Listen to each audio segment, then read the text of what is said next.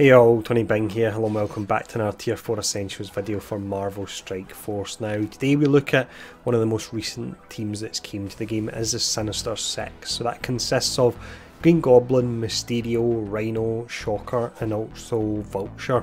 Now in this video then we'll have a look at their kit, we'll compare the differences between level 6 and 7 on their active skills, level 4 and 5 in the passive, and I'll give my general thoughts and let you know if it's worth upgrading and using your tier 4 materials. At the end of the video as well I'll put a nice infographic where you can actually have them all listed so you can take a screenshot of that and refer back to it for future reference. But we'll start off anyway by having a look at Green Goblin.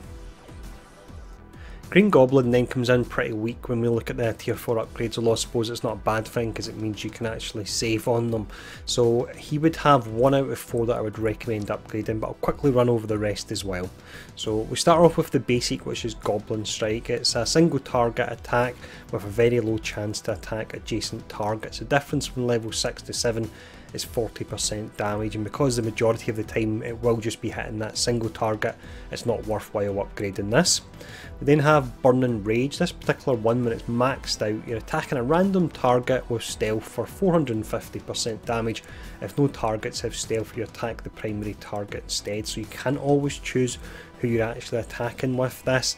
The difference from level 6 to 7 is 70% damage, which is a nice amount, but because it's single target and because you're not always choosing who you're actually targeting, sometimes you'll target the likes of an operative that's got low health and kill them, and it's a waste to use all that 450% damage on them. So this is another one I would say that you don't want to upgrade, just keep this at level 6. We have the ultimate, which is a pretty amazing skill, and it's incredible if you use it against 1 or 2 targets. It's Fire and Brimstone. With this you attack primary target for 290% damage, and then you attack 3 to 4 random targets for a further 290% damage.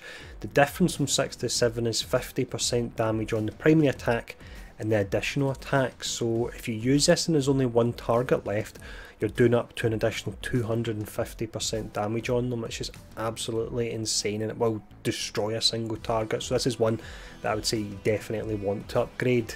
Now the next one we look at, and the final one for Goblin, is Cauterize, which is the passive. So with this, on Spider-Verse allies turn, you choose 2 random enemies. If they have a positive effect, you remove 1, and then you can also apply the defense down to the enemy with the most resistance. They are now the only difference from level 4 to 5, and this is the final part of the passive, where Goblin can go from gaining 10% health at level 4 to 20% health at level 5. So the only difference is 10% max health.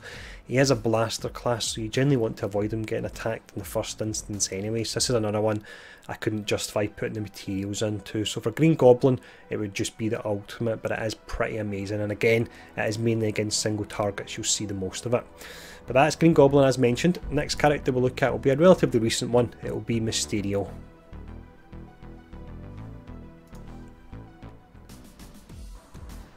With Mysterio then, and the remaining Sinister Six characters, we start to see a stronger need to actually invest in a tier 4 upgrades.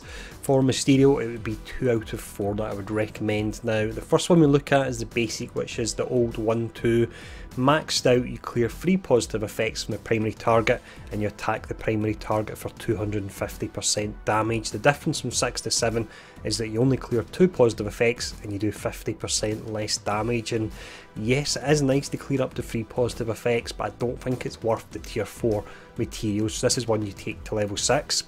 We have the special next, which is Master of Illusion. So you apply blind to primary target, gain an assist from a random Sinister Six ally, you gain an assist from a random ally, and if the target is a city hero you always apply ability block, so especially good on the likes of Luke Cage. If you take it to level 6 you only have that 70% chance to gain an assist from a random ally and a 70% chance to apply that ability block to the city hero. So for locking down defenders and specifically locking down Luke Cage, I would say this is a tier 4 essential, this one.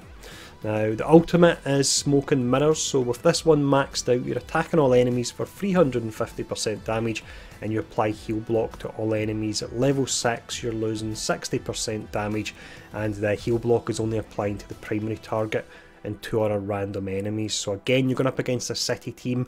Iron Fist is potentially healing all on them. You can take this to level 7 and then the heal block will be on all the characters, so his heal will be completely ineffective. So once again, this is another one you want to max out. Final one we look at is Grand Masquerade. With this, on spawn you apply 2 deflect to self and all Sinister Six allies. You gain 20% focus for self per Spider-Verse ally, and Spider-Verse allies gain 20% focus as well. And on death you summon 2 mirror images at 260% of normal damage and 150% of normal health. The difference from 4 to 5 is that you get between 1 to 2 mirror images running a guaranteed 2, and the additional focus you get for Spider-Verse allies and also for Mysterio per Spider-Verse ally would be an additional 5% there, so it could give them an additional 20% focus. This is one I'm on the fence about, and I would say that run them in a team. If you find that the heal block and the ability block aren't applying, then upgrade this, but until that point, and if that doesn't happen, then just keep this at level 4. So as mentioned, on the fence with this particular one, just test it out yourself and see if you feel you do need it. So that's Mysterio. The next character we'll look at now will be Rhino. With Rhino then, I would say that he has between 2 and 3 essential upgrades depending on the team you actually run him with. Now, we'll start off anyway looking at the basic, a very simple skill called Pummel. With this one you're attacking the primary target. The only difference from level 6 to 7 is 50% damage to a single target, so simply not worthwhile. We then have the special, which is Furious Charge. So with this one you're gaining taunt, you're clearing the 1 negative effect from self and each adjacent ally, and as we know by now you can use that very effectively against Magneto. And with this as well you attack primary and all adjacent targets for 350% damage, and it cannot be blocked. Difference from level 6 to 7 is 60% damage. Now this is one in a normal Sinister Six team I wouldn't run it. If you're running them alongside a Magneto and a hybrid team where everyone is pulled together and this attack would hit everyone, then in that instance it would actually be worthwhile upgrading. So it's all dependent on the team you are running. Now the ultimate is called Stampede, so you attack primary and all adjacent targets for 380% damage. The attack gains 20% damage per city hero enemy. Difference on this is 60% damage, but also there's a change in damage to city hero enemies, or based on the number of city hero enemies, so you can actually get up to an additional 25% from that portion, 60% mirror, meaning 85% in total if you max it out. So this is a tier 4 essential upgrade, this one. Now finally we have the passive Rhino Hide. So on spawn you gain counter, you gain 25% max health per Sinister Six ally, which is crazy. That's an additional 100% max health on a full team. On blind you'll change speed bar by 100%, and on blind you clear 1 negative effect from self and each ally.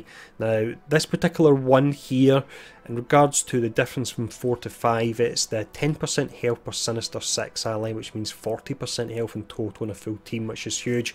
And also the speed bar goes from 75% to 100% when you're blinded. So once again, this is another tier 4 upgrade. So when we look at Rhino then, it would be the ultimate and the passive, and depending on the team it would actually be the special as well there. So next character will be Shocker. The first ability we look at here for Shocker is Concussion Bolt. This one, you attack primary target for 280% piercing, and on target dodge you apply assist now to a random Sinister Six ally. The difference from 6 to 7 there is 60% piercing, which is really nice, but because it's only on a single target, this is one I would just say keep at level 6. We look at the special, which is Sonic Dissonance. This one you generate 1 ability energy for self, apply a fence up to self for 2 turns, and apply a fence up to all Sinister Six allies. The difference on this one is that when you apply a fence up to self at level 6 it will only be between 1 to 2 turns rather than a guaranteed 2, and the fence up is only going to 2 random Sinister Six allies as opposed to all of them. So this one is one that I would say you definitely want to upgrade. The next one is the ultimate. This is another one you would want to upgrade. It's called Subsonic Blast. So you attack primary and all adjacent targets for 120% piercing, and then what you do, depending on how high you take it, you essentially repeat the attack once at level 6 or repeat it twice at level 7. Because it's an additional 120% piercing damage to primary and adjacent, this is another one you definitely want to upgrade. It can do a ton of damage, this. Now, finishing up for Shocker anyway, it's Vibro-Shock, so with this you gain 20% armour, gain 5% armour per Sinister Six ally, you gain 20% damage, and you gain 5% damage per city hero enemy. The difference from level 4 to 5 in this particular one is 5% armour and 10% damage. 10% damage is nice, but there's just too many other characters in the Sinister Six that require upgrades to make this one essential. So this one you would just take up to level 4. Now, the final character we have is the most recent one actually. This would be Vulture. For the final Sinister Six character here then, we have 3 out of the 4 abilities that are essential upgrades. The first one we look at is the basic, which is Lift Off, so you attack primary target for 250% damage plus 40% additional damage per negative effect. Difference from 6 to 7 is 40% damage on the initial attack and 10% additional damage per negative effect. Now this can be pretty nice, but it is rather situational in the respect that you really need all the extra debuffs to get the most of it. So this is one that I would say hold off and just take to level 6. For the special we have Fight and Flight. This particular one, you attack primary and all adjacent targets for 300% damage and you apply slow. If the target is a city hero, you apply a fence down for 2 turns. Now, quite a difference between level 6 and 7. You get an additional 60% damage. The slow becomes 70% at level 6 as opposed to guaranteed at level 7, of course, if you get through the resistance check. And the offence down, rather than it being 1 to 2 turns at level 6, it's the 2 turns guaranteed again if you get past the resistance at level 7 there. So this is an essential upgrade, this one.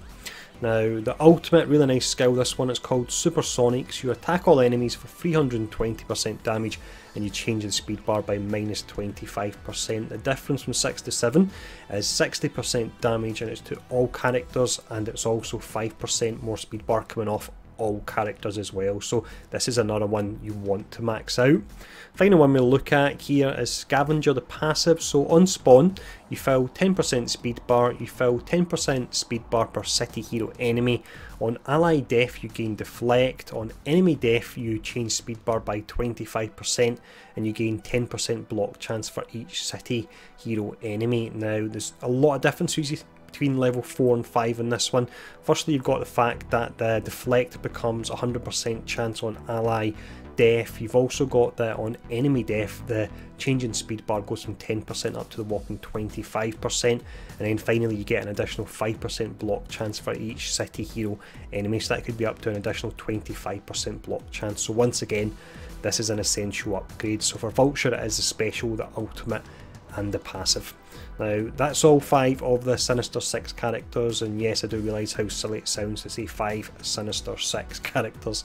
Hopefully we'll get another one in time, and the option of maybe in some way running a 6th character, but that's all of them. So let me give you a quick summary, and this way you can take a screenshot of this and keep it for future reference.